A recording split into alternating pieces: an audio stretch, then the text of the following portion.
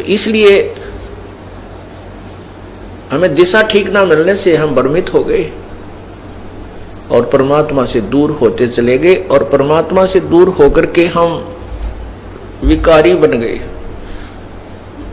तो हमने क्या त्यागना है? बीड़ी, शराब, मांस, तंबाकू को परित्याग करना है। चोरी, ठगी, जारी, लूट, खसोट, डाके, इनको त्यागना है। ये हमने त्यागने पड़ेंगे। उसके बाद जो हमारे ऊपर 4-5 और विकार लगा रखे हैं काल भगवान ने, काम यानी विषय वासनाएं, क्रोध, मोह, लोभ, अहंकार, ये जीव के बस का नहीं कि इनको त्याग सके। बीड़ी, शराब, मांस, तंबाकू, चोरी, ठगी हम त्याग सकते हैं। इनको नॉर्मलाइज करने के लिए काम, क्रोध, मोह, लोभ, अहंकार, इसके लिए परमात्मा ने तरीके बताए हैं, विधि बताई है, इसका ट्रीटमेंट बताया है कि सत्संग विचार सुने, उनके ऊपर पूरा विचार करे, अर्थात ज्ञान। दूसरा भक्ति भगवान की, तीसरा दान। तो इससे क्या होता है? हमारे अंदर जो विकार हैं वो नॉर्मल होते चले जाते हैं।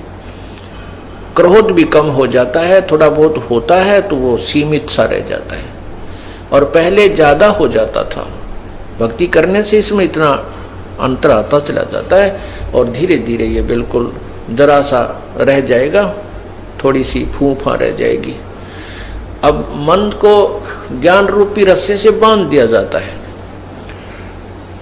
ज्ञान रूपी, तत्व ज्ञान रूपी रस्से से मन को बांध दिया जाता है।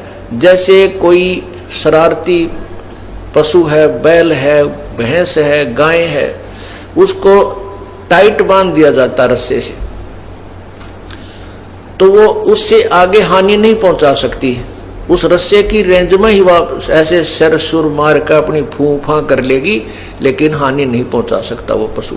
ठीक इसी प्रकार इस मन पशु को इस तत्व ज्ञान रूपी रस्से से परमात्मा बांध देता है। इसकी आदत तो है ऐसी फूफा बकवाद करने की, ओछी मंदी सोचने की, लेकिन ये ज्ञान रूपी रस्सा इसको सीमा पार नहीं करने देता, इसलिए हानि नहीं कर सकता आपकी।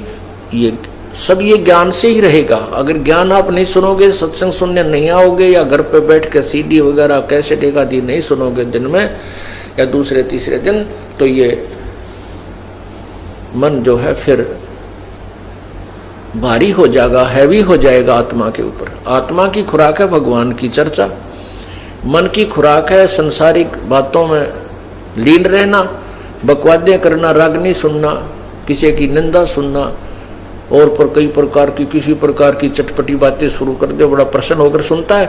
और भगवान की जो कथा है वो केवल आत्मा को अच्छी लगती है। जब आत्मा तगड़ी रहेगी तो मन आत्मा के साथ रहेगा। एक बार गरीबदास साहिब जी, ये किसान थे, अपने घर बैठे थे, तो उनका एक किसान ही शिष्य था। वो आकर कहने लगा, महाराज जी आपके विचार सुनते हैं तब तक तो ये मन कति दुबका बैठा रहता है, सारी आंवर ले। ठीक कहे महाराज जी, सही कह रहे हैं, बिल्कुल ऐसे करूंगा। और यहाँ से बाहर जाते इसकी वही वाईफाई हो जाए, तो जाते ही वही विचार इसके नो के नो कर्म उसी तरह खेचा तानी रखे, इसका के समाधान हो प्रभु। तब उन्होंने बताया कि आपके पास 2 बैल हैं। हाँ जी।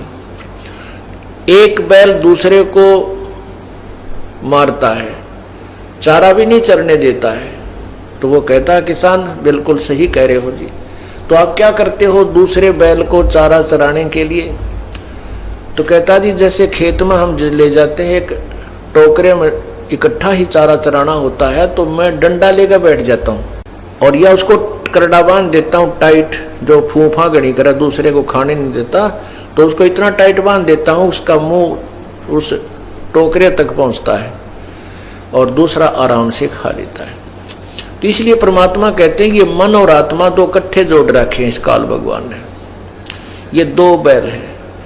अब ये मन जो है खुला चरकर तगड़ा हो गया, और ये तगड़ा होकर के आत्मा को डराता रहता है, और आत्मा इससे दुबकी बैठी है। अब तो आत्मा की खुराक बढ़ा दे। जैसे समझदार हाली क्या करता है कि जो दूसरे पशु को एक बैल तंग करता है तो उसकी खुराक कम कर देता है, उसकी बढ़ा देता है, तो वो तगड़ा हो जाता है। उस शरीफ ने तो मारना ही नहीं उसको, शरीफ बैल है वो नहीं मारता कभी दूसरे को। वो तगड़ा जब हो जाता है तो वो दूसरा कमजोर हो जाता है, तो उसकी आप ही मतना पड़ती है उस तगड़े की तरफ, सींग सांग पिनाण की।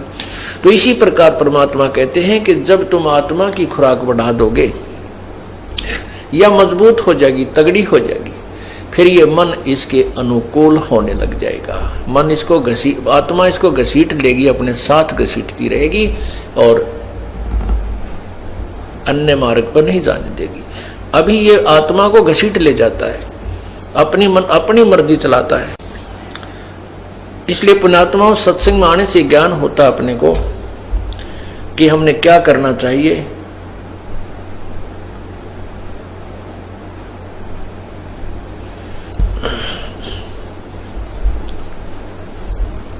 और जो धारणा हमने बना रखी है कि केवल बना रखी थी कि